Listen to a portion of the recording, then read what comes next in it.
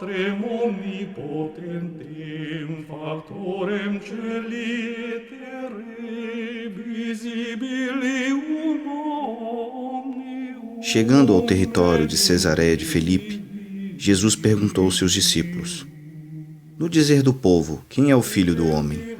Responderam: Uns dizem que é João Batista, outros Elias, outros Jeremias, ou um dos profetas.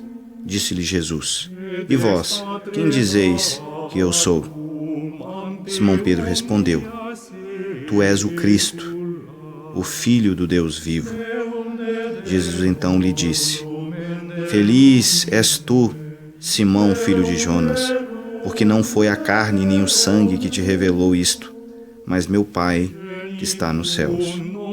E eu te declaro: tu és Pedro, e sob essa pedra edificarei minha igreja, e as portas do inferno não prevalecerão sobre ela. Eu te darei as chaves do reino dos céus. Tudo o que ligares na terra será ligado nos céus, e tudo o que desligares na terra será desligado nos céus. São Mateus 16, 13 a 19. Espíritu Santo, ex Maria Virgin.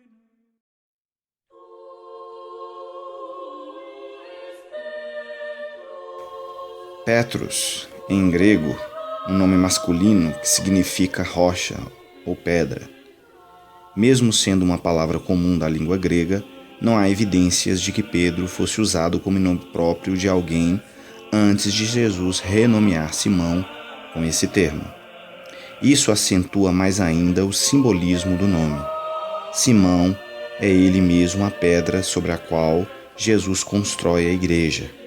Algumas evidências na sequência do Novo Testamento sugerem que as palavras de Jesus a Pedro foram originalmente pronunciadas em aramaico. Nessa língua, a palavra Kefá é o equivalente de Pedro e significa rocha notável, uma rocha apropriada para servir de fundação para uma construção. Esse nome aramaico é preservado no Novo Testamento e aparece por 9 vezes como Cefas. No outro plano, a mudança de nome de Simão recorda o episódio do Antigo Testamento, em que Deus muda o nome de Abrão para Abraão e o de Jacó para Israel. Pedro, então, passa a ser parte dessa tradição bíblica em que os novos nomes dados por Deus significam novos papéis na história da salvação. No caso de Pedro, ele é designado por Deus como a pedra fundamental da Igreja da Nova Aliança. Assim como os templos do Antigo Testamento eram construídos sobre uma grande rocha, também Jesus constrói sua Igreja no Novo Testamento sobre a pedra fundamental que é Pedro. Nosso Senhor fundou a Igreja sob pilares visíveis, que são os apóstolos. Nosso Senhor é o fundamento invisível da Igreja por Ele fundada. Mas os apóstolos são os fundamentos visíveis.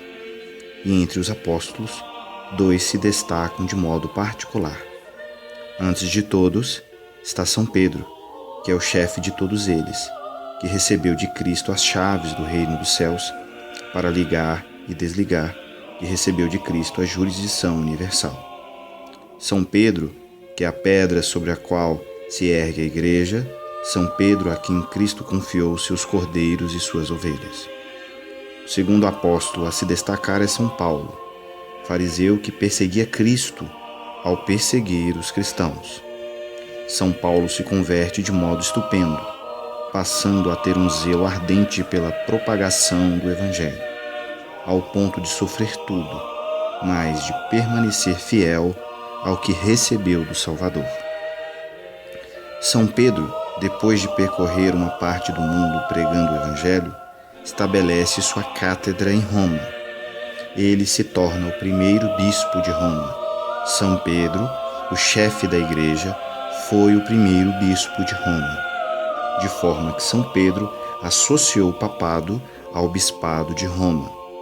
O bispo de Roma é o Papa. São Paulo, depois de suas inúmeras viagens apostólicas, também chega a Roma preso. Mas, se ele estava preso, a palavra de Deus não pode ficar presa, e ele continuou a pregar livremente o Evangelho, a ensinar verdades divinas. Os dois foram martirizados em Roma, ficaram na mesma prisão, o cárcere Mamertino, onde jorrou miraculosamente uma fonte, para que os apóstolos pudessem batizar os presos e guardas que se convertiam aos montes. São Pedro foi então crucificado de cabeça para baixo, pois se achou indigno de morrer crucificado do mesmo jeito de Cristo. Ele deu sua vida por Cristo em Roma, onde hoje está o Vaticano. São Paulo foi decapitado, pois era essa a pena de morte aplicada aos cidadãos romanos, como era o caso de São Paulo. Sua cabeça tocou o chão em 3 lugares, de onde saíram 3 fontes, onde hoje é a igreja de São Paulo das 3 fontes. São Pedro e São Paulo deram a vida por Cristo em Roma. Roma era a mestra do erro e do paganismo. Eles a transformaram em mestra de verdade e no centro do cristianismo. Por isso, somos católicos, apostólicos e romanos. Grande deve ser a nossa devoção por esses santos apóstolos. Rezemos a eles, pedindo pelo Santo Padre, o Papa Francisco. E como as portas do inferno não prevalecerão, ela, a Igreja, há de permanecer fiel à doutrina dos apóstolos, recebida de Cristo e do Espírito Santo.